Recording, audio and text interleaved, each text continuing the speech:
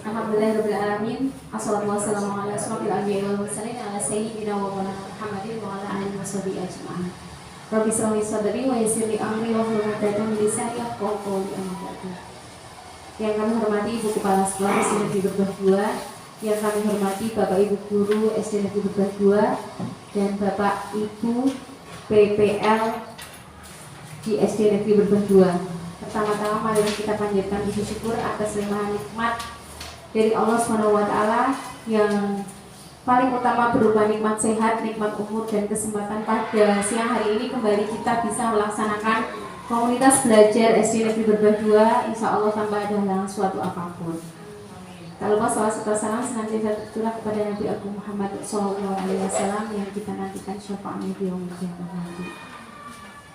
Bapak Ibu yang saya hormati, perkenalkan saya di sini untuk membawakan acara pada siang hari ini. Untuk acara yang pertama yaitu pembukaan, acara yang kedua sambutan dari Kepala Sekolah SD Negeri Berbah 2, acara yang ketiga diseminasi dari beliau Ibu Vivi Hidayati SPD SD, dan acara yang keempat lain-lain, kemudian acara yang kelima penutup. Marilah segera saja acara pada siang hari ini kita buka bersama dengan membaca basmalah bersama-sama. Bismillahirrahmanirrahim. Terima kasih. Dilanjutkan dengan acara yang kedua yaitu sambutan Ibu Kepala Sekolah SD Negeri Berbah 2 kepada beliau Ibu Rismiati SPD NPP. Kami persilakan.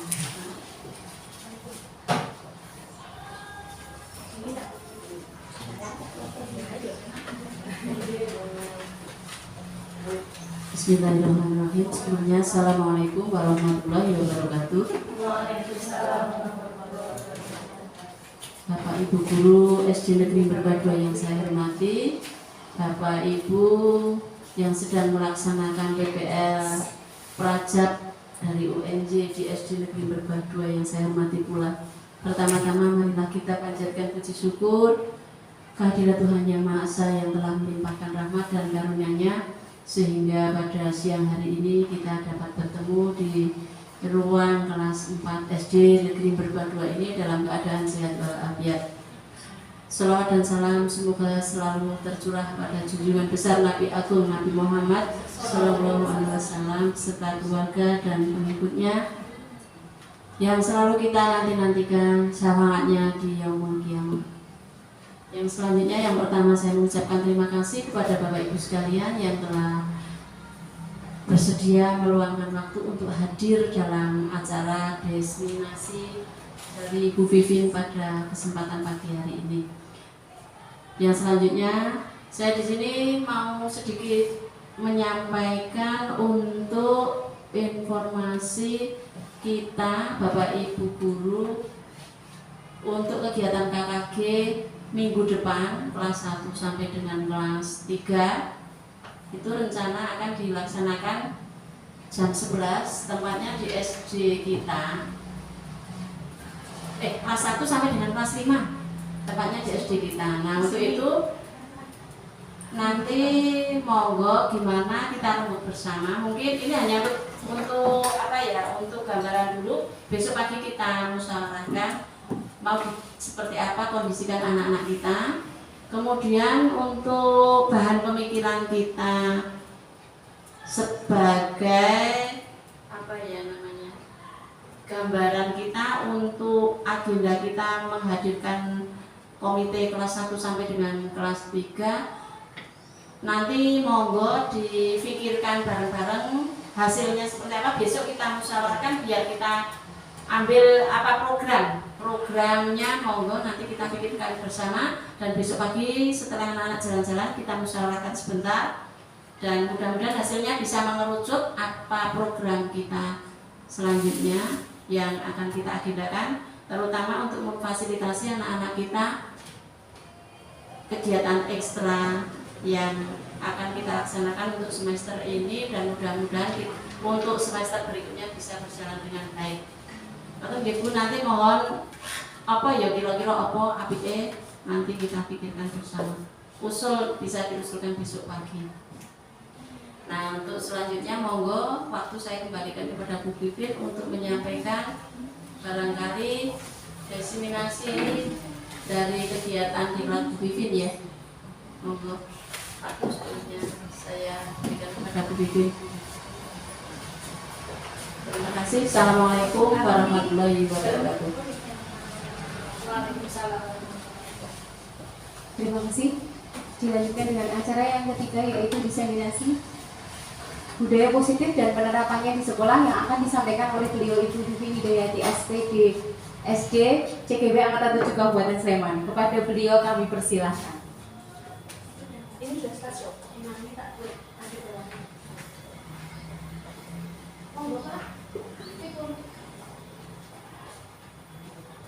Assalamualaikum warahmatullahi wabarakatuh.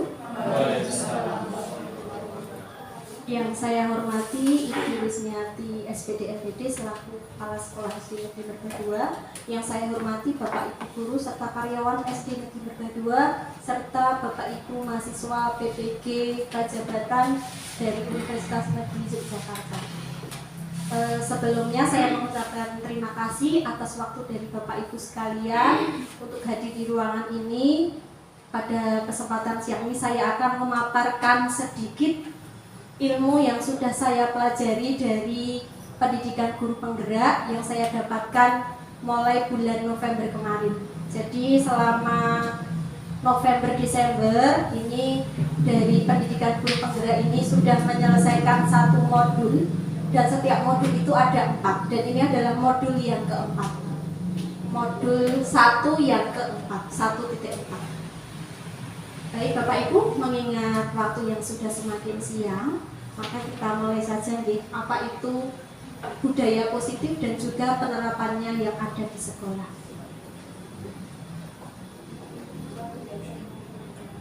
Ya, untuk mengawalinya Bapak Ibu, di sini saya punya pernyataan, ada 3 pernyataan. Nanti Bapak Ibu silahkan berpendapat apakah setuju atau tidak setuju. Untuk pernyataan yang pertama, hukuman dapat mendisiplinkan anak. Menurut Bapak Ibu, apakah hal ini benar? Tidak. Oke. Siapa yang menjawab benar? Tidak ada. Siapa yang menjawab salah? Tunjuk jari. Oh, kayak anak-anak ini. Oke, yang memilih setuju siapa? Tunjuk jari, tidak usah malu-malu. Berarti memilih tidak setuju ya. Hukuman dapat mendisiplinkan anak. Bapak Ibu guru memilih tidak setuju. Kemudian yang kedua, pemberian hukuman dengan hal positif seperti membaca atau membersihkan halaman sekolah dapat meningkatkan disiplin anak. Setuju mboten? Setuju. Oke, saya tidak akan membahas ya, kita bahasnya di belakangan. Nanti apakah pernyataan dari Bapak Ibu itu betul atau salah kita lihat di belakang. Kemudian yang ketiga, memberi penghargaan dapat meningkatkan motivasi belajar anak. Setuju atau tidak setuju? Setuju. Setuju menurut Bapak Ibu. Oke. Nanti kita lihat jawabannya di akhir ya. Oke, next Bu Alfi. Nah, sebelum ke sana kita harus tahu dulu makna dari disiplin. Kalau selama ini Bapak Ibu mengartikan disiplin itu apa? Patuh, teratur, tertib, tepat. Ini ya, berarti peraturan itu pokoknya ditaati gitu ya. Itu disiplin ya menurut Bapak Ibu ya. Nah, ilmu baru yang saya pelajari, disiplin itu adalah bagaimana mengontrol diri atau menguasai diri untuk memilih tindakan yang mengacu pada nilai-nilai kebaikan. Jadi disiplin itu bukan karena oh nanti saya dihukum, oh nanti saya dapat reward, tidak. Tetapi adalah mengontrol diri sendiri. Kita sendiri yang nanti akan mengontrol. Oh saya mau disiplin, itu adalah dari diri sendiri. Bapak Ibu sendirilah nanti yang memutuskan. Kemudian tujuan dari disiplin positif ini adalah menanamkan motivasi internal murid. Jadi motivasi ketika anak-anak itu melaksanakan peraturan itu adalah motivasi internal yang ada di dalam diri murid, bukan karena adanya reward, hukuman, atau apapun itu yang berasal dari luar peserta didik. Next, Bu Alfi. Next, itu yang kedua, Bu Alfi.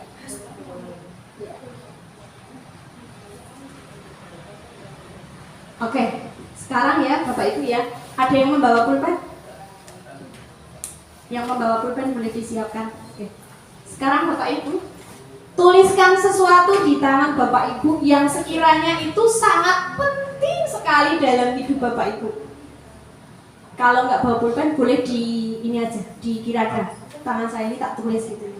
Tuliskan apa itu yang sangat penting, yang sangat berarti bagi kehidupan Bapak Ibu.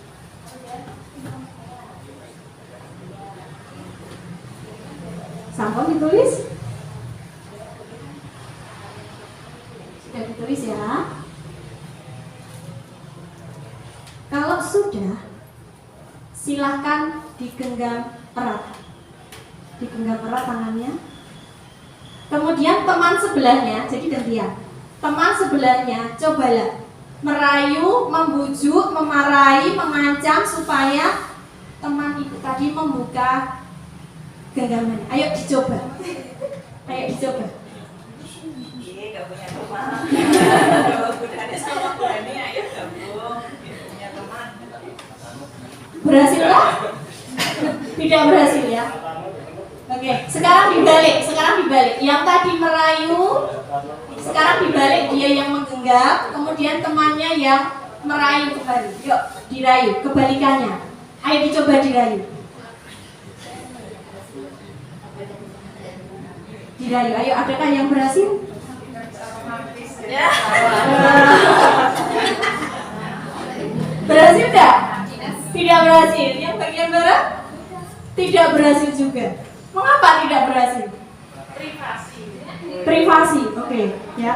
Jadi Bapak Ibu, arti dari kenapa kok tadi itu saya suruh menulis sesuatu yang sangat berharga di genggaman Bapak Ibu itu adalah nilai kebaikan. Nilai kebaikan yang sudah kita yakini. Salah satunya adalah hal yang paling penting yang sudah Bapak Ibu tuliskan. Kalau boleh tahu isinya apa tadi? Nilai ini tadi, yang paling penting dalam hidup.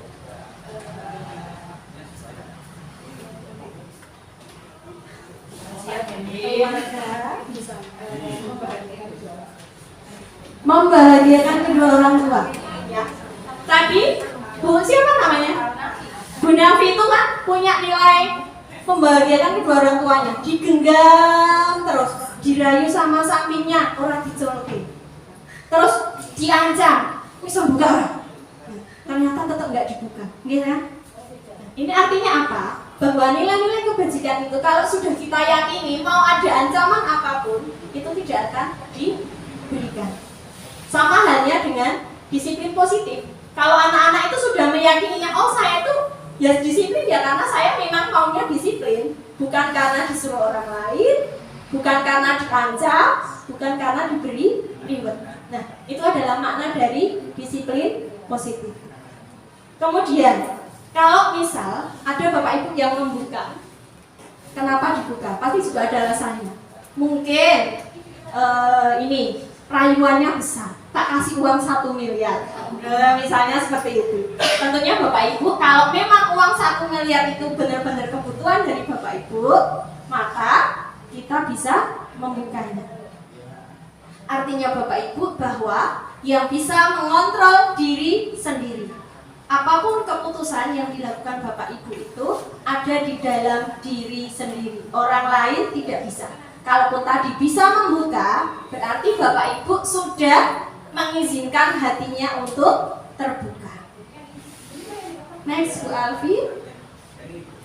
Nah, ini tadi ya. Saya ulangi kembali bahwa orang yang berhak memegang kontrol kendali itu adalah diri sendiri. Kita sebagai guru pun tidak bisa mengontrol keberadaan murid. Murid sendirilah yang sudah terbuka hatinya. Ketika bu guru meminta, dia itu sudah membuka hatinya. Oke, saya mau berubah, Bu. Itu karena hati dari siswa tersebut sudah membukakan. Karena kita juga menemukan ada beberapa siswa mau diancam apapun, mau diapapun, dia tidak akan berubah. Ada yang seperti itu. Itu artinya bahwa kita tidak bisa mengontrol orang lain. Nah, kemudian ada perbedaan paradigma lama dengan paradigma yang sekarang. Ini dari stimulus respon ke teori kontrol. Yang pertama, kalau dulu itu beranggapan kita mencoba mengubah orang agar berpandangan sama dengan kita. Kita kan maunya seperti itu ya, anak-anak tuh pokoknya manut dengan saya, seperti itu. Nah, teori terbaru, kita ini harus berusaha bahwa setiap orang itu memiliki pandangan yang berbeda, yang harus kita pahami. Ketika anak-anak terlambat, apakah kita langsung mengejudge bahwa anak itu tidak tertib? Tidak kan? Kita harus telusuri dulu, mengapa anak itu terlambat. Bisa jadi karena bannya bocor. Jadi anak yang terlambat belum tentu anak yang tidak baik. Kemudian, kalau zaman dulu menganggap perilaku buruk itu adalah kesalahan. Nah, di teori yang sekarang bahwa semua anak itu melakukan sesuatu itu ada tujuannya. Nah, tujuannya apa? Tujuannya adalah untuk memenuhi kebutuhan.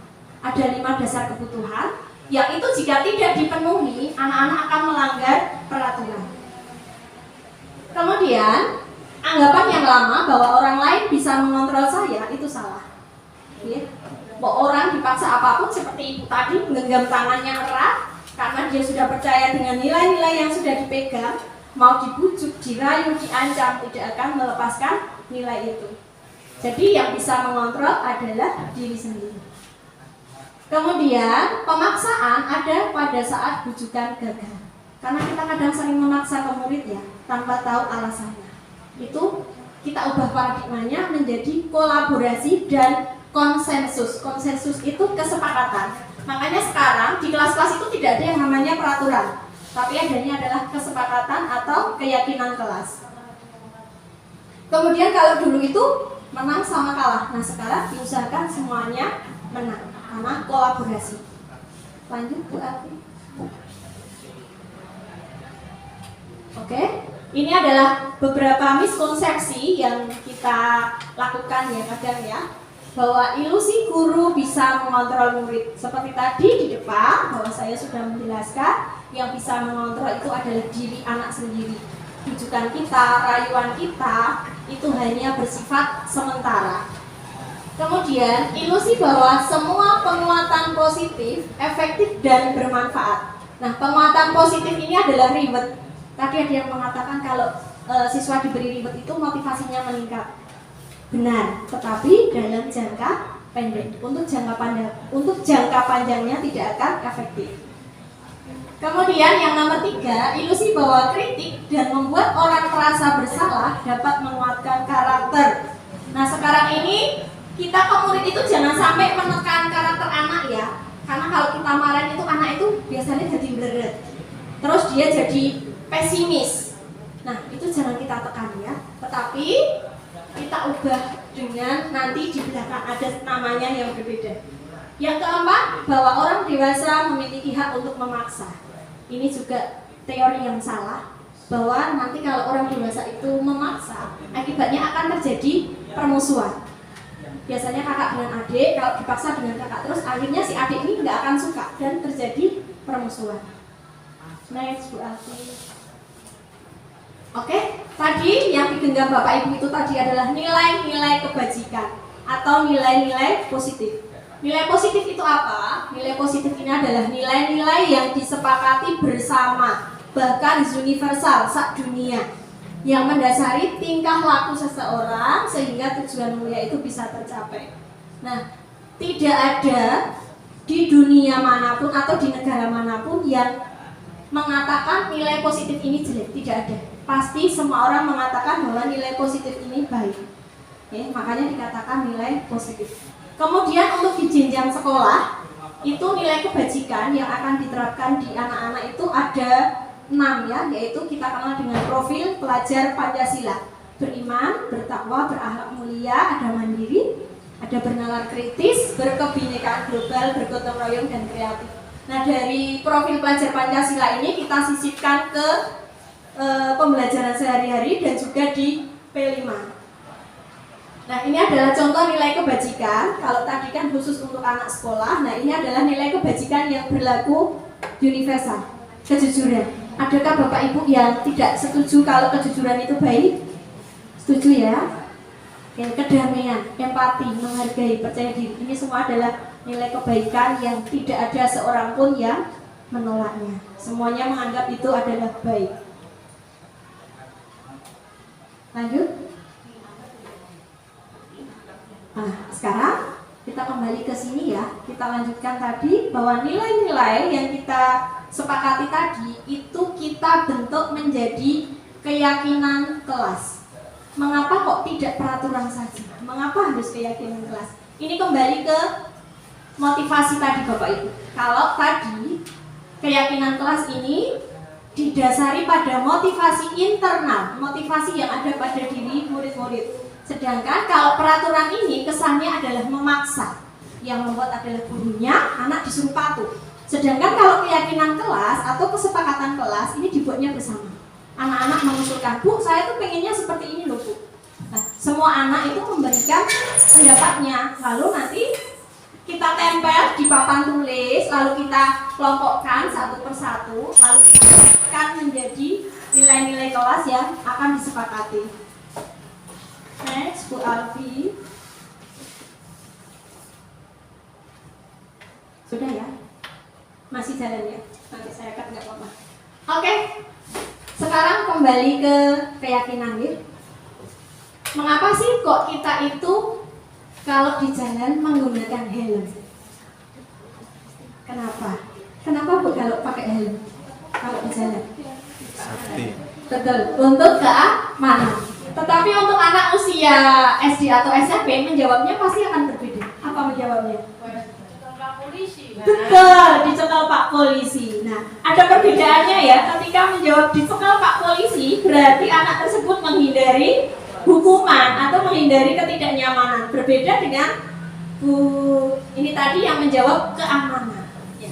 Bahwa keamanan itu adalah motivasi internal. Sedangkan karena takut dicekal Pak Polisi itu motivasi eksternal. Tentu saja kalau motivasi internal itu nyantol di hatinya anak-anak itu akan lebih lama, lebih panjang dan tidak akan terganggu oleh suasana apapun. Mbok kadang itu kalau cuma ke warung, kalau kita sudah percaya bahwa pakai helm itu aman, warung ke situ aja pakai helm. Nggih kan? Nggih. Terus ada juga ini kejadian yang kurang enak ya. Mungkin yo karena belum yakin kalau helm itu untuk keamanan, dia ke warung terdekat tidak pakai helm, Masya Allah, astagfirullah, ternyata di situ menjemput mautnya. Sepele sekali ya. Jadi apapun itu, pakailah motivasi yang berasal dari diri sendiri. Lanjut. Oke. Kemudian ciri-ciri keyakinan kelas. Kalau peraturan itu kan bersifatnya rinci ya. Misalnya, memakai sepatu hitam, berangkat jam 7, itu kan rinci. Sedangkan kalau keyakinan kelas ini bersifat universal atau bersifat umum, bersifat abstrak. Kalau tadi memakai sepatu hitam, kemudian berangkat pukul 7 tepat, baju dimasukkan, itu masuknya adalah kedisiplinan. Jadi ada satu kata yang itu sudah bisa mencakup semua yang disebutkan tadi. Kemudian kalau keyakinan kelas ini berupa kata-kata positif. Kalau peraturan kan ada tulisannya tidak boleh seperti itu. Tetapi kalau keyakinan kelas ini bentuknya positif, tidak ada kata negatif. Kemudian keyakinan kelas ini jumlahnya tidak usah banyak-banyak. Mengapa kok banyak? Karena nanti susah diingat. Anak-anak jadi lupa. Saya itu mau yang mana? Saya itu mau melakukan keyakinan kelas yang mana? Itu nanti akan lebih susah. Kemudian untuk menentukan keyakinan kelas juga pilihlah yang bisa diterapkan di kelas kita. Kalau sekiranya tidak bisa dilaksanakan di kelas kita, berarti tidak perlu dituliskan di keyakinan kelas. Next. Nah, ini adalah contoh keyakinan kelas, yaitu percaya dan menghormati orang lain serta barang miliknya. Menghormati orang lain ini sudah luas sekali cakupannya. Bisa dengan berkata sopan dengan bapak ibu guru, bisa dengan sama teman, juga tidak membuli. Itu juga masuknya di menghormati orang lain. Menyayangi dan menghargai teman ini juga sama, termasuk tidak membuli. Itu masuk di menyayangi dan menghargai teman. Oke, ini adalah contoh-contoh dari keyakinan kelas. Next. Mari sekarang kita perhatikan perbedaan antara peraturan dan keyakinan kelas. Peraturannya adalah selalu kembalikan buku ke tempatnya. Kalau kita ganti ke keyakinan kelas, maka cukup satu kata, tanggung jawab. Tanggung jawab itu luas ya, bisa kembalikan ke tempatnya. Kemudian kalau melakukan sesuatu berarti dia harus konsekuensinya tahu. Itu berarti tanggung jawab. Kemudian dilarang mengganggu orang lain. Itu kan ada kata dilarang, berarti negatif. Kita ganti dengan kalimat yang positif, yaitu menghormati orang lain. Kemudian hadir di sekolah 15 menit sebelum pembelajaran dimulai. Itu kalau di keyakinan kelas itu artinya berkomitmen. Berkomitmen terhadap keyakinan kelas yang sudah kita yakinkan. Lalu ada peraturan dilarang menggunakan narkoba. Satu aja keyakinan kelasnya, kesehatan. Bahwa kesehatan itu tidak hanya menggunakan narkoba ya, tidak menggunakan narkoba termasuk tidak minum minuman keras, termasuk tidak merokok dan sebagainya, itu sudah tercakup di kesehatan. Lalu ada contoh gunakan masker, itu juga keyakinan kelasnya kita ganti dengan kesehatan dan keselamatan. Oke, next saja Bu Aldi. Nah, ini adalah contoh dari keyakinan kelas yang sudah saya buat sekitar awal Januari kemarin. Saya bersama anak-anak itu menentukan 6 keyakinan kelas. Yang pertama adalah menjaga kerapian pakaian dan juga kelas. Ya. Salah satu dari kerapian pakaian ini adalah memasukkan baju, kemudian kalau Senin lengkap atributnya ketika upacara, sepatu hitam, kemudian pakai topi, pakai dasi, pakai sabuk, itu termasuk di kerapian kelas, kerapian pakaian. Kemudian menjunjung nilai kejujuran. Mengapa saya masukkan itu? Karena saya menemukan beberapa anak saya itu suka mengganti jawaban. Jadi anak-anak itu tidak pengen nilainya HP, kadang mengganti jawaban. Makanya saya masukkan nilai keyakinan ini termasuk yang penting di dalam keyakinan kelas saya. Kemudian ada menyayangi dan menghargai teman beserta guru. Saya masukkan itu karena saya melihat ada anak-anak saya yang membuli teman lainnya. Maka saya masukkan untuk menyayangi teman. Kemudian ada kelas bersih dan nyaman. Kelas bersih dan nyaman ini artinya juga anak-anak itu menjaga ketenangan. Itu juga masuk di kelas yang nyaman. Kemudian ketika pembelajaran saya inginnya anak itu selalu merasa bahagia. Makanya di situ saya tuliskan selalu merasa bahagia. Ketika anak sedih, maka saya berusaha memberikan permainan atau apa yang bisa anak melupakan kesedihannya dan siap untuk mengikuti pelajaran. Kemudian next aja Bu Aldi. Oke, di next lagi. Nah, ini tadi Bapak Ibu yang mendasari perilaku manusia. Coba diperhatikan ya. Apa motivasi Bapak Ibu menjadi guru? Atau ini saya balik yang mahasiswa PPG. Apa motivasi Bapak Ibu mengikuti PPG Prajabatan? Kira-kira motivasinya internal atau eksternal? Ayo, jujur. Sertifikasi, ya. Sertifikasi itu berarti internal atau eksternal? Eksternal ya. Jadi nanti kalau memiliki motivasi eksternal, ketika itu sudah didapat, ya usahanya biasanya menurun, akan lebih menurun dibandingkan kalau sebelum dapat sertifikasi. Nah, di situ memang saya sengaja menuliskan banyak sekali alasan di situ. Ada yang disayang mertua, karena mungkin ada loh mertua yang pengen punya menantu guru. Ada, ya makanya itu jadi motivasi. Wah, aku tak jadi guru aja lah. Ada juga yang status sosial. Kalau di kampung itu kan yang namanya guru, apalagi yang bapak-bapak nanti akan menjabat menjadi Pak RT, Pak RW. Jadi dipandang lebih status sosialnya lebih tinggi dibandingkan yang lainnya. Ada yang bermotivasi seperti itu. Ada juga karena gajinya. Terutama yang guru ASN ya. Oh saya tuh pengen gajinya ibu kalau PNS itu gajinya banyak, misalnya seperti itu. Kemudian ada yang pengen menjadi ASN itu karena dana pensiun. Biar besok tuanya saya nggak usah capek-capek kerja biar dapat pensiun. Kemudian yang paling barat saya menuliskan panggilan jiwa. Manakah di antara ini yang motivasi internal? Panggilan jiwa. Bapak Ibu sudah mengubah motivasinya ke internal? Mulai ya. Oke, nggak apa-apa. Sekarang ke motivasi eksternal dulu nggak apa-apa. Nanti lambat laun akan mengubahnya menjadi motivasi internal. Saya ketika mengikuti guru penggerak ini juga motivasinya eksternal karena disuruh. Jadi bukan dari diri saya sendiri, karena disuruh. Dan ketika nyemplung, ternyata sangat menyesal. Kenapa tidak dari dulu ikutnya? Jadi menyesalnya kok nggak dari dulu sih? Ternyata ilmunya itu sangat luar biasa. Dan kemarin yang saya motivasi eksternal, sekarang saya mengubahnya menjadi motivasi internal.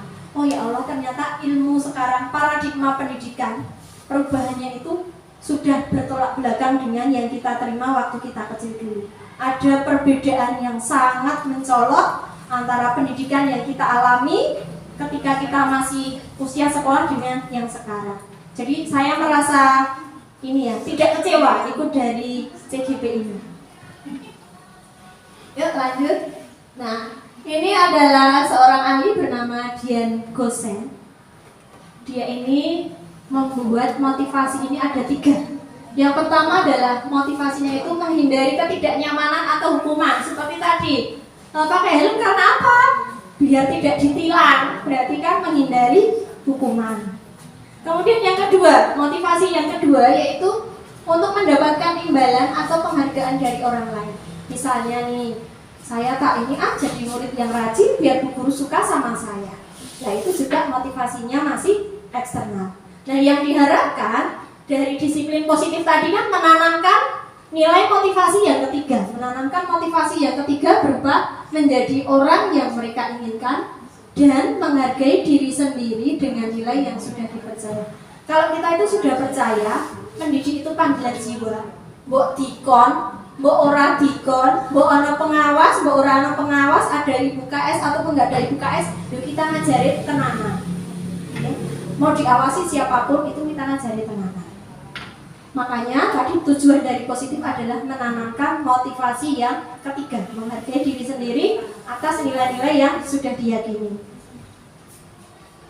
Nah, lanjut ya, bahwa tadi saya menyatakan anak itu biasanya akan melanggar peraturan ketika kebutuhan dasarnya ini tidak terpenuhi. Dan ternyata kebutuhan dasar ini tidak hanya berlaku untuk anak-anak. Bapak ibu guru, orang dewasa itu juga memerlukan kebutuhan dasar ini, 5 kebutuhan dasar ini. Bedanya, orang itu berbeda-beda. Mungkin ada yang menonjol di penguasaan, mungkin menonjol di kesenangan, mungkin juga menonjol di kebebasan. Anak didik kita pun seperti itu, berbeda-beda.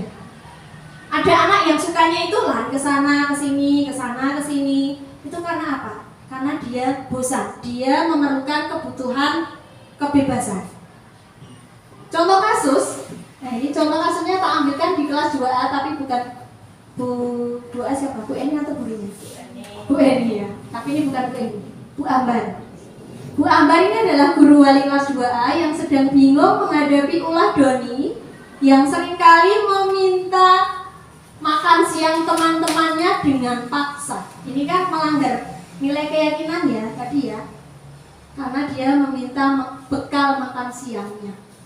Nah lalu Bu Ambar ini menanyai kepada Doni, tentunya menanyainya tidak dengan marah ya, pelan-pelan. Doni, kamu kenapa ya kok suka mengambil ini, suka merebut bekal makan temanmu, kenapa? Doni itu menjawab, lapar. Nah, lapar itu termasuk kebutuhan dasar manusia yang tadi bertahan hidup. Ya, kebutuhan bertahan hidup itu makanan, kemudian ada pakaian, ada pendidikan, ada kesehatan. Kalau yang di kasus ini, Doni ini dia tidak terpenuhinya kebutuhan bertahan hidup. Kemudian karena Bu Ambar ini sudah jengkel, akhirnya dia memanggil orang tuanya. Orang tuanya datang ke sekolah. Dengan demikian, orang tuanya Doni kan akan lebih memperhatikan Doni. Oke. Kemudian teman-temannya Doni juga sama, ketika diambil temannya itu kan pasti, Doni, kamu ngapain sih? Seperti itu kan. Lah ternyata Doni ini dia kekurangan dikasih sayang sama rasa diterima. Dia pengen disayangi sama orang tuanya. Ketika dipanggil orang tuanya kan berarti orang tuanya memperhatikan. Kemudian Doni ini kalau mengatakan kan kalau ini Bu, kalau teman-teman tuh tak ambil makanannya, teman-teman jadi takut Bu sama saya. Saya kan berarti hebat Bu.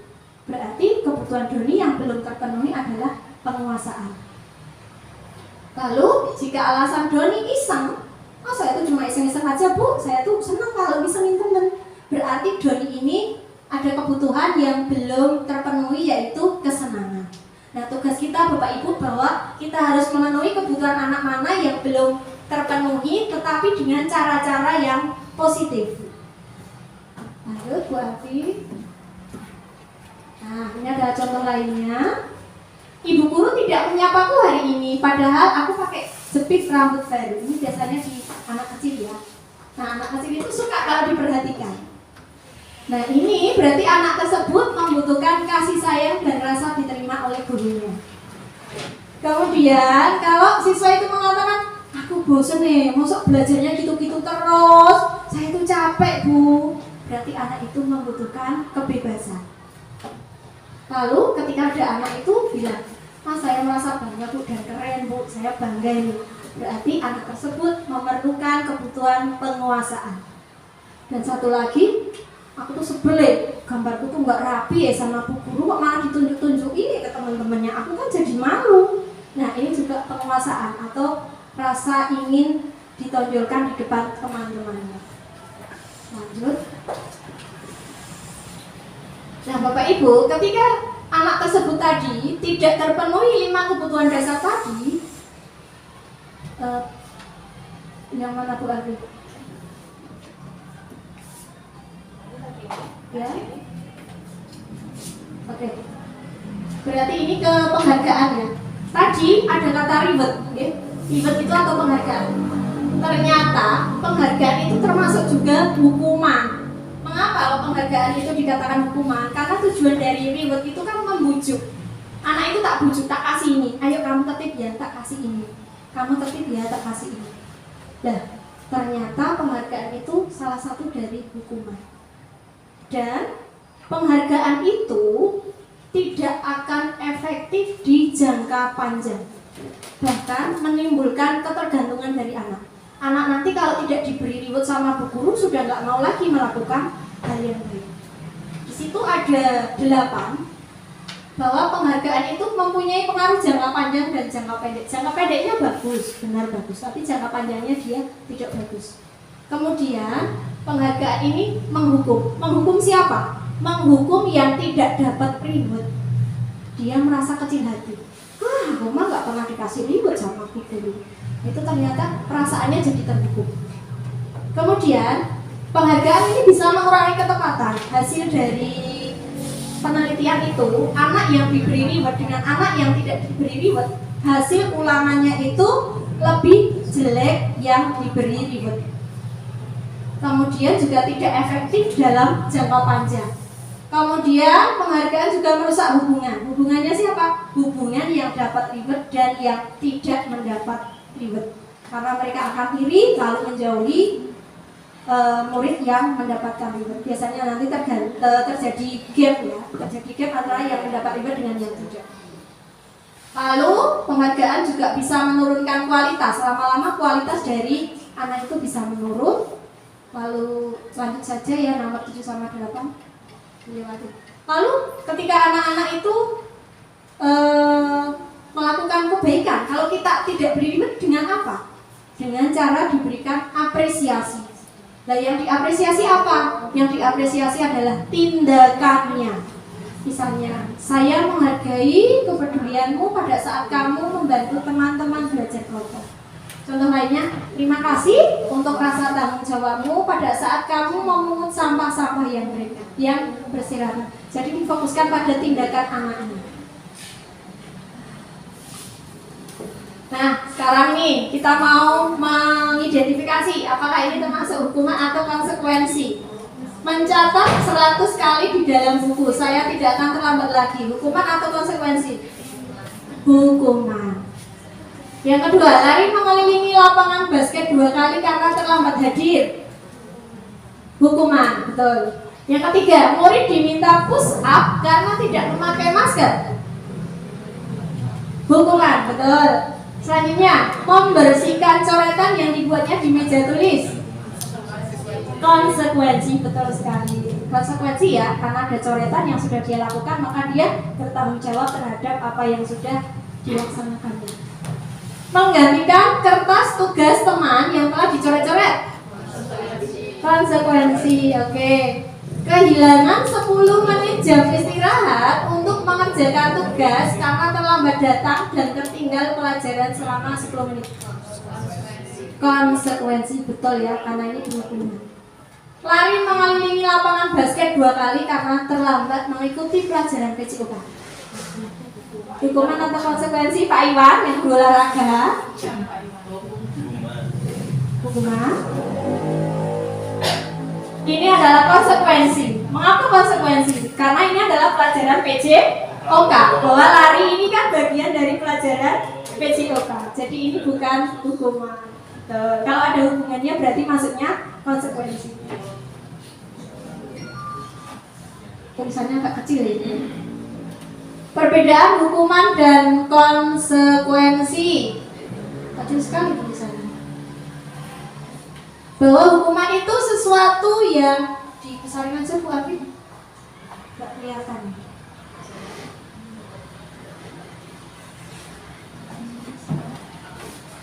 Nggak bisa ya? Nggak bisa ya? Ini kan enggak.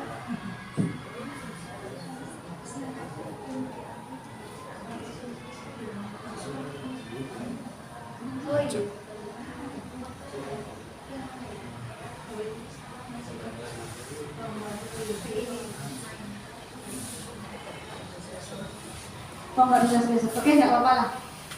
Hukuman itu sesuatu yang menyakitkan harus terjadi. Sedangkan kalau konsekuensi sesuatu harus terjadi. Kalau hukuman itu menyakitkan karena berupa fisik.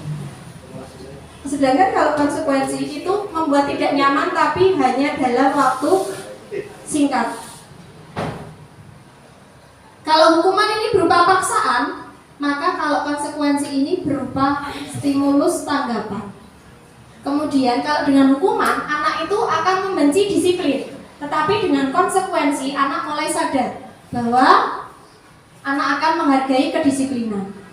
Kemudian kalau dengan hukuman, anak itu akan cenderung menutupi kesalahannya. Dia piye carane ngapusi entah gurunya, entah siapa, supaya dia terhindar dari hukuman tersebut. Tetapi dengan konsekuensi, anak memang kehilangan hak, tetapi hanya dalam sementara. Kemudian Bapak Ibu, ketika kita menemui anak yang spesial tadi, yang melanggar keyakinan kelas, ini biasanya ada 5 posisi yang bisa kita terapkan. Dan 5 posisi ini nanti bisa kita pilih mana sih sekiranya yang bagus untuk anak. Yang pertama adalah posisi penghukum. Bu Amri. Nah, posisi penghukum ini biasanya dengan nada tinggi, nada marah, seperti ini. Patuhi aturan saya, atau awas kamu itu. Kamu itu loh, selalu saja salah. Nah, itu adalah penghukum. Jadi dia dengan nada yang tinggi, kemudian marah, suaranya tinggi, membentak, menghadik. Guru yang seperti ini adalah guru yang percaya bahwa pokoknya ini caraku yang paling benar, caraku yang paling benar. Kowe kudu manut aku. Itu adalah posisi penghukum. ini sebaiknya dihindari. Ya, karena ini adalah posisi yang terendah. Posisi yang kedua yaitu pembuat rasa bersalah. Berbeda dengan posisi penghukum, kalau ini nadanya sudah datar, sudah tidak marah, tetapi nyelekit. Nah, yang ini bedanya. Pembuat rasa bersalah itu nyelekit karena apa? Tandes di perasaannya. Anak menjadi minder, menjadi tidak percaya diri. Contohnya seperti ini. Ibu sangat kecewa sekali sama kamu. Jadi ngomongnya pelan, tetapi ngena dia tuh. Kemudian bapak itu sudah beritahu kamu berapa kali. Coba kalau orang tuamu tahu seperti ini, kamu mau jadi seperti apa nanti? Walaupun pelan, tetapi ini juga posisi kontrol yang tidak baik.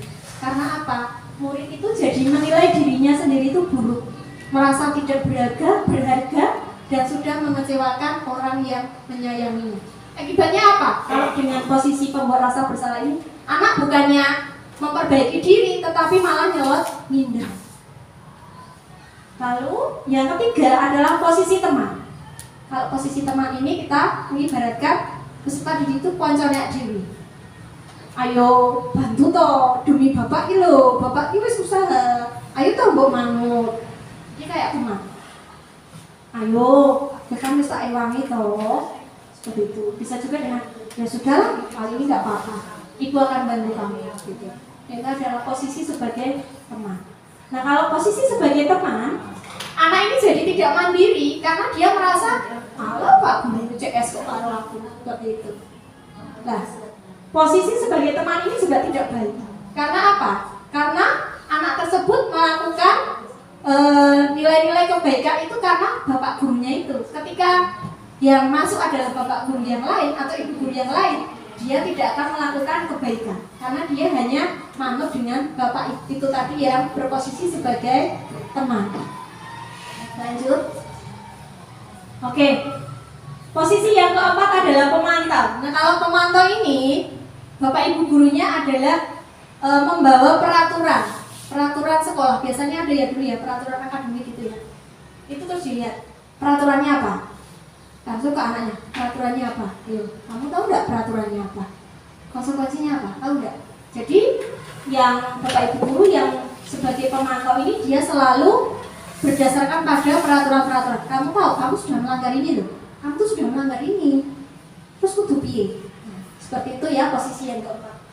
Posisi terakhir, ini adalah posisi yang diharapkan bapak ibu laksanakan di kelas.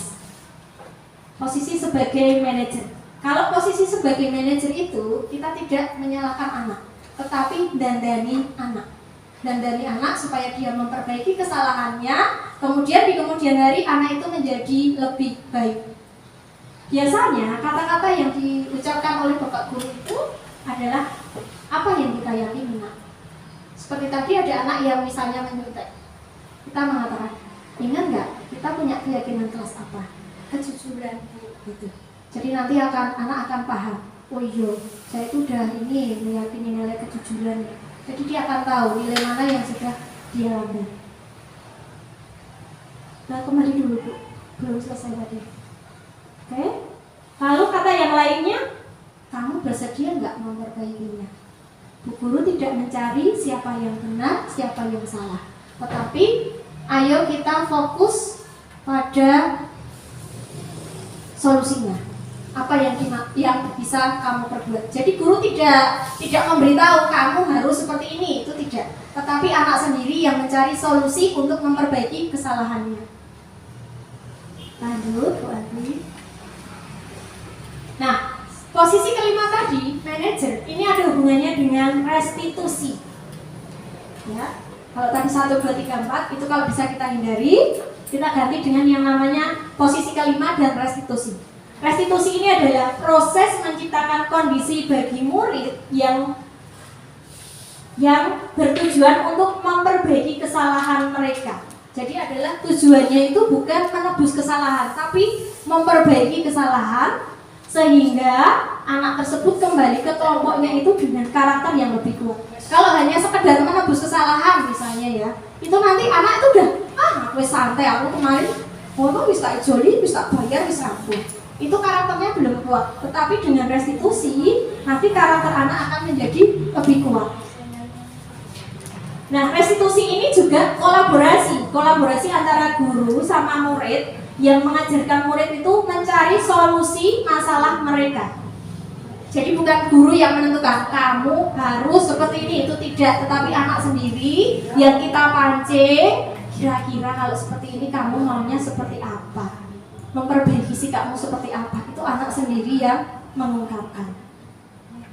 Lanjut Bu Afi.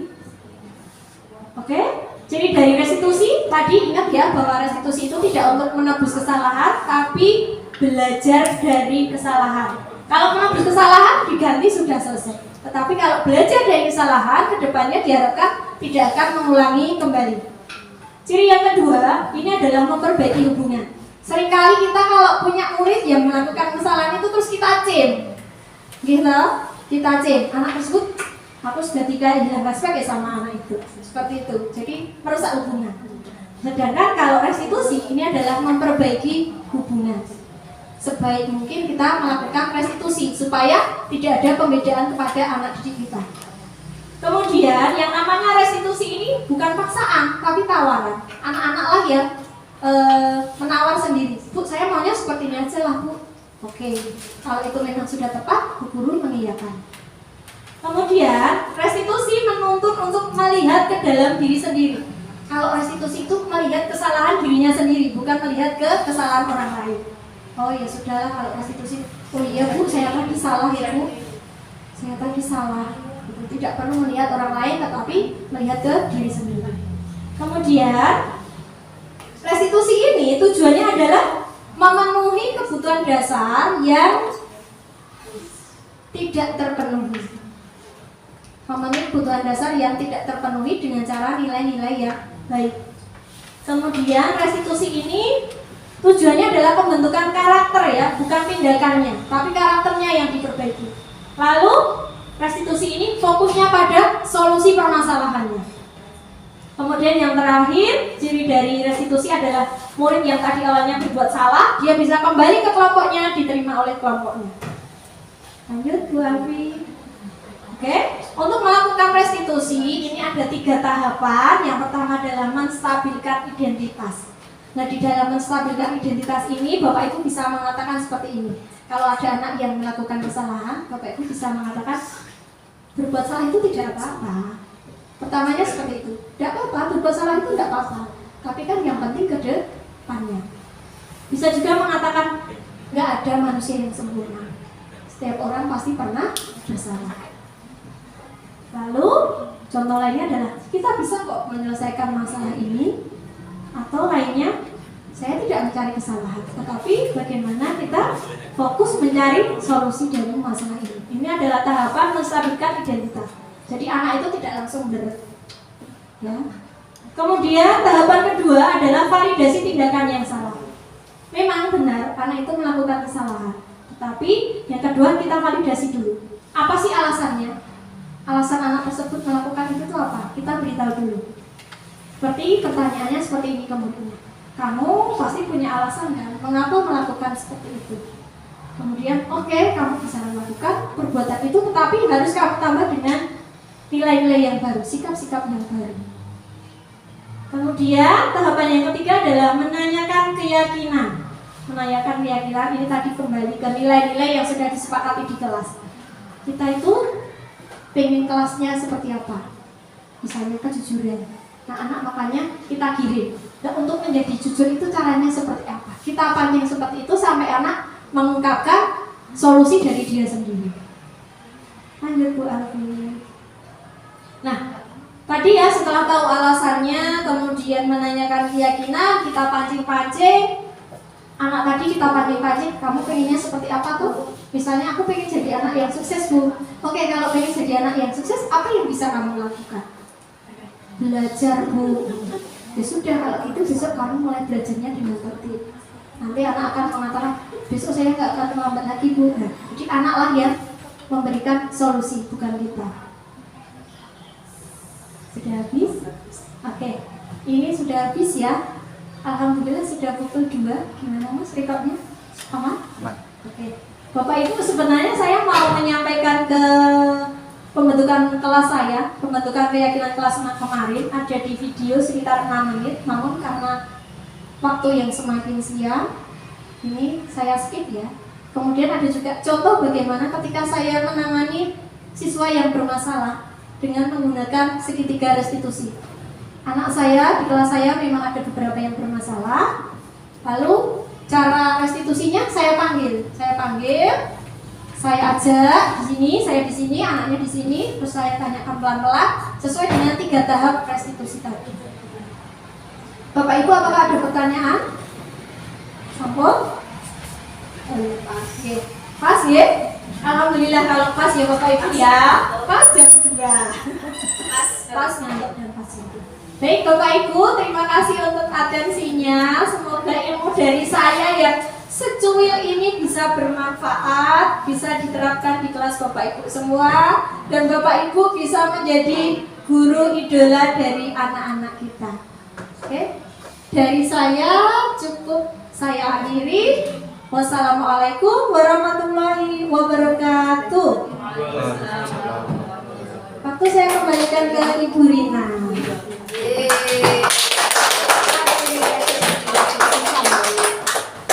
Terima kasih Bu atas ilmunya yang diberikan.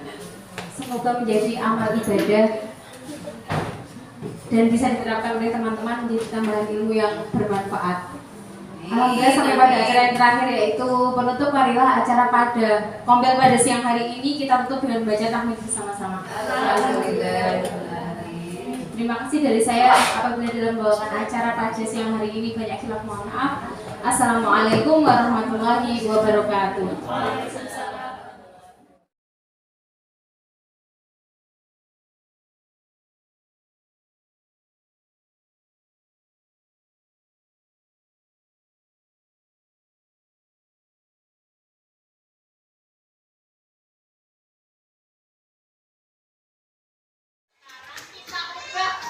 Saya mau menjadi siswa yang lebih baik. Kalau selama semester 1 kemarin, coba kita ingat-ingat lagi, kira-kira kalian belajarnya karena disuruh orang tua, apa karena disuruh bu guru, apa dari diri kalian sendiri belajarnya? Dari diri sendiri. Alhamdulillah, yang kemarin belajar karena dioyak-oyak Bapak Ibu, untuk hari ini kita ganti ya, kita ganti menjadi dari dalam diri sendiri. Sekarang kita mau menuliskan 6 keyakinan kelas yang akan diajarkan. Oke?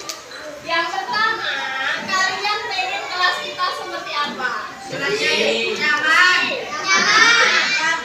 Nyaman, rapi, bersih, nyaman, rapi. Kita buat kalimatnya yang bagus, berarti menjaga dan kebersihan sama kerapian. Jadi kita tulis keyakinan yang pertama, menjaga kerapian.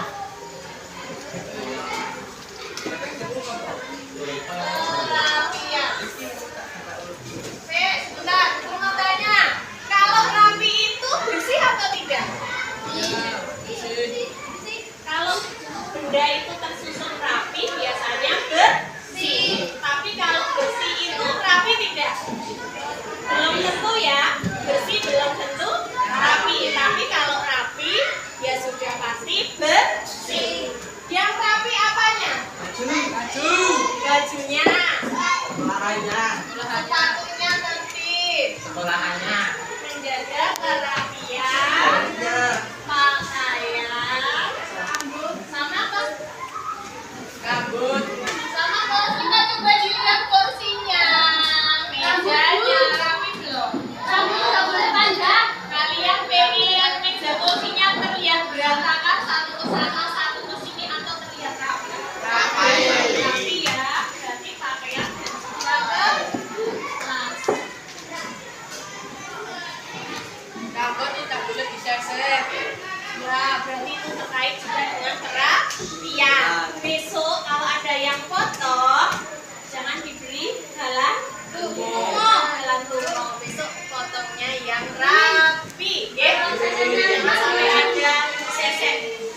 Bilang sebelum dicukur, bilang sama tukang cukurnya tidak usah diberi kesetan itu nih. Jalan timur ya, nanti tidak ada timur yang boleh lewat. Sekarang yang kedua terkait perkataan. Jawaban. Apa Le? Tidak boleh berkata betul. Yang salah tadi bilang apa? Harus sopan santun. Berarti kita buat kalimatnya jujur. Oke, kita buat kalimatnya satu persatu. Sopan, menjaga apa tadi? Tutur kata sama yang sopan santunnya dulu. Menjaga tutur kata dan kesopanan.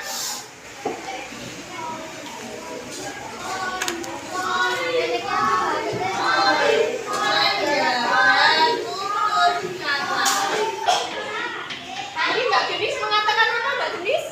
Kejujuran. Kita harus menjunjung nilai kejujuran. Berarti kita masukkan di yang nomor 3.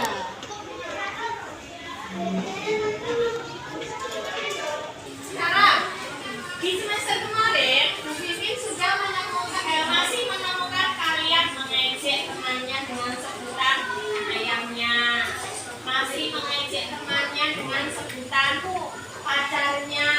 Nah sekarang di semester 2 kita hilangkan ya.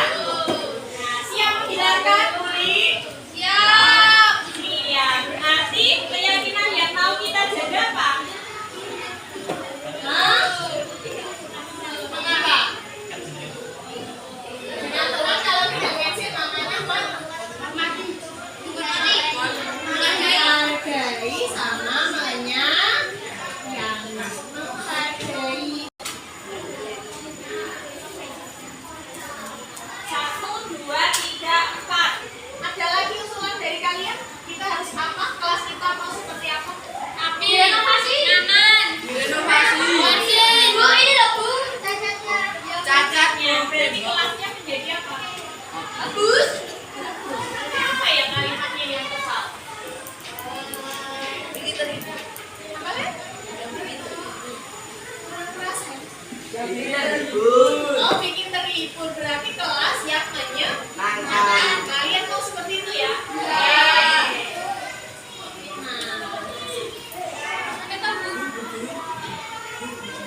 Kelas yang menyenangkan. Dari kalian supaya kelas kita nyaman, menyenangkan. Ingat ya, harus menjaga, menghargai sesama supaya kelas kita nanti menyenangkan. Satu lagi.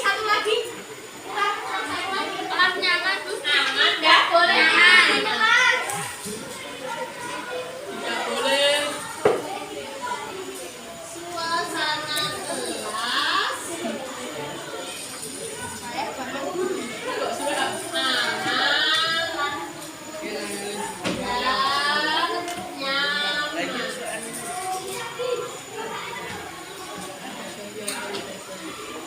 Nah, ini adalah 6 keyakinan kelas yang akan kita laksanakan selama 1 semester ke depan.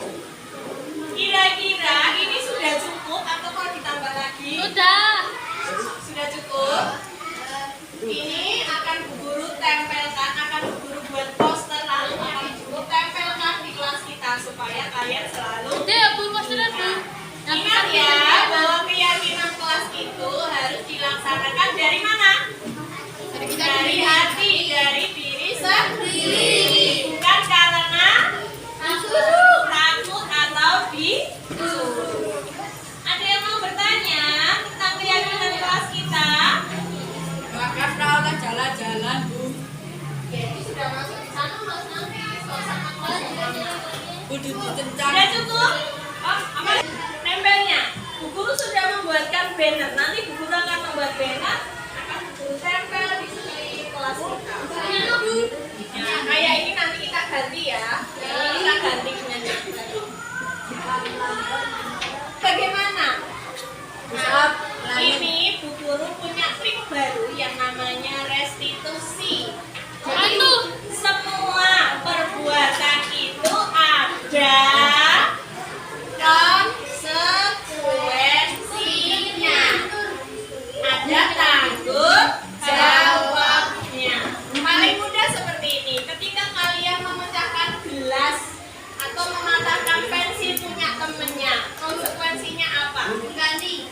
berarti ya seperti itu nanti sama. Keyakinan kelas juga sama.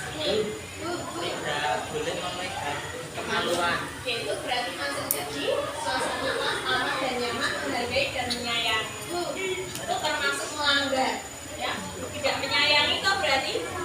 Nah, nanti ada konsekuensinya seperti itu. Kita bahas bersama-sama ya. Dan yang mencari konsekuensinya itu adalah kalian sendiri. Bukan guru. Kalian yang mencari ide, aduh aku sudah melanggar ini, maka aku harus apa? Itu kalian sendiri nanti yang berubah. Sudah paham? Oke, kalau begitu untuk keyakinan kelas sudah selesai ya. Oke, guru akhiri untuk pembentukan keyakinan kelas kita. Wassalamualaikum warahmatullahi wabarakatuh.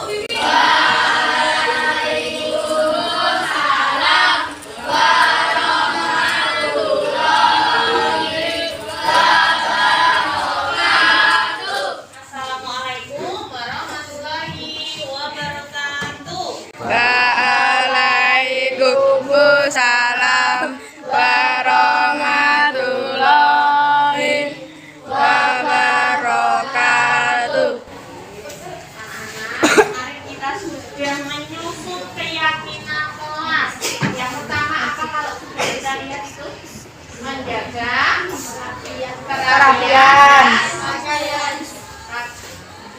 kerapian pakaian. Ayo tolong diturunkan dulu kelasnya. Nah, nanti tidak buru tidak edit, tidak motongin videonya per kata. Turunkan dulu. Menjaga kerapian pakaian dan kelas. Kira-kira supaya kelas kita itu rapi, pakaian kita rapi, itu kita harus apa? Menurut kalian? Biar kelas kita rapi, caranya bagaimana? Di pinggir kelas. Terus kalau terkait dengan pakaian bagaimana? Harus rapi. Ayo, ben rapi caranya? Bajunya dimasukkan. Kemudian yang kedua ada menjunjung nilai kejujuran. Caranya bagaimana supaya kejujurannya itu selalu terjaga?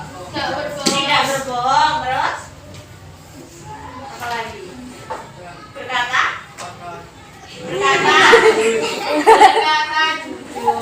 Menyayangi dan menghargai teman beserta guru. Salah satu cara yang kamu lakukan apa? Tidak membuli, apa meneng? Tidak membeda-bedakan. Menghormati guru, apalagi sopan satu. Kelas bersih dan nyaman. Caranya bagaimana? Tidak ramai, tidak berkurang, apalagi sampahnya bagaimana? Tidak membuang sampah sembarangan. Kalau supaya kita selalu merasa bahagia, caranya Diri sendiri. senang dari diri sendiri ya, lupakan kesedihan, lalu kita sekolahnya dengan perasaan yang menjaga tutur kata. Bagaimana nih kalau menjaga tutur kata? Gunakan bahasa yang baik. Nah, kenapa kalian tadi saya bagi kertas itu? Tolong tuliskan. Kira-kira kamu mau melakukan apa saja supaya keenam keyakinan kelasmu itu bisa terlaksana. Tadi kita sudah membahas biar menjaga kerapian itu tadi caranya bagaimana. Nah, itu yang akan kamu lakukan. Tuliskan yang akan kamu lakukan supaya keyakinan kelas kita tercapai. Ayo tulis. Sebanyak-banyaknya kamu mau melakukan apa dari keenam keyakinan kelas itu? Tulis ya. Namanya tulis. Oke. Nanti akan kita tempelkan di papan yang berwarna hitam. Tuliskan langkah-langkahmu untuk melaksanakan keyakinan kelas. Lebih dari satu karena ada kerapian, ada kejujuran, ada kelas yang nyaman. mengulangi. Lah itu yang kamu lakukan apa? Apa saja yang akan kamu lakukan?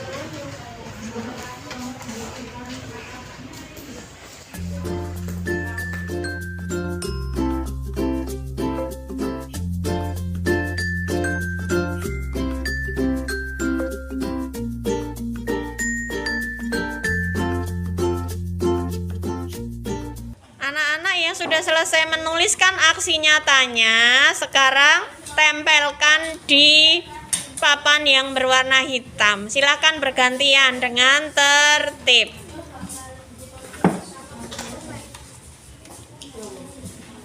Yuk, tempelkan, Mas. Ya.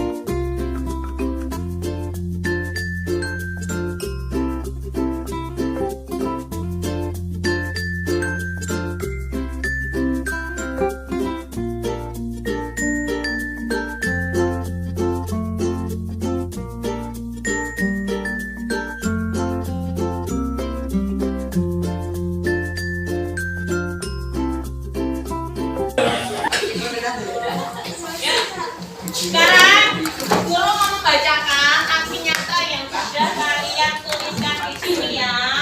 Guru ambil aja dari Abi. Untuk melaksanakan keyakinan kelas kita menuju kelas kita ini, Abi akan melaksanakan piket kelas harus sesuai jadwal. Betul atau salah? Betul ya, berarti nanti Abi harus melaksanakan piket. Ini untuk menuju keyakinan yang mana? Kelas? Selanjutnya Abi menuliskan tidak gojek saat pelajaran. Berarti ini menuju kelas yang bagaimana? Nyaman ya, kelas nyaman. Menghormati guru saat berbicara. Berarti yang mana ini? Menyayangi, menghargai, memandang. Oke. Tidak berkata kasar. Berarti yang mana? Menjaga tutur kata. Abi siap melaksanakan ya, Bi? Oke, sekarang guru ambil yang perempuan.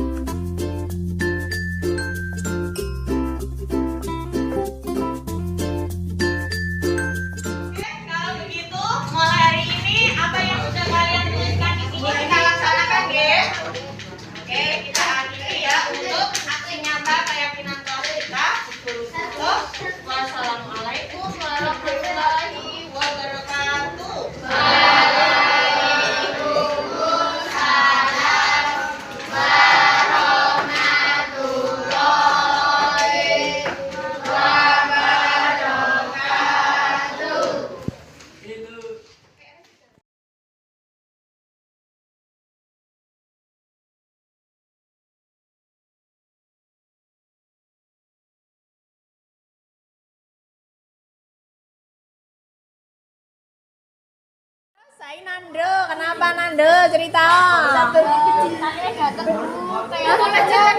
Bosan keju kalau nggak terus Oh, kalau keju terus keju. Berarti pengennya pembelajarannya yang seperti apa biar nggak keju gatel gitu, yang seperti apa?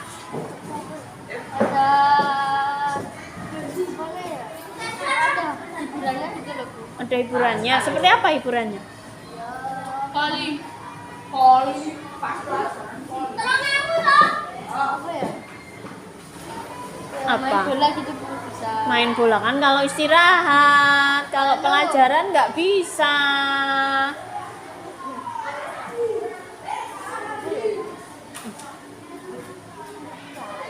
Kali. Berarti toh, kamu kan tangannya tadi gatel, keju, bosen gitu. Padahal kita punya keyakinan kelas apa? Tenang. Tenang, tertib gitu toh. Terus biar Nando itu bisa tertib, tenang. Caranya bagaimana biar nggak bosen? Teman-temannya juga ikut pasang Bu, bisa Bu. Oh, jadi kalau temennya semuanya tenang, kamu bisa ikut tenang juga. Kalau yang dari kamu sendiri gimana caranya? Biar kamu nggak bosen, biar nggak gabut gitu. Ketika kamu duduk, Gambar gitu Bu. oke, gambar. Dengan gambar bisa tenang, nggak jalan-jalan. Bisa. Nanti siang coba dipraktekkan ya. Iya. Dan ketika kamu gabut, kamu bosen, kamu boleh menggambar. Berarti apa yang harus kamu siapin? Buku gambar. Buku gambar sama? Pensil. Oke, itu tak gawa tiap hari nggih. Iya. Oke. Udah Mas Nando. Ada lagi yang mau curhat sama Bu Guru?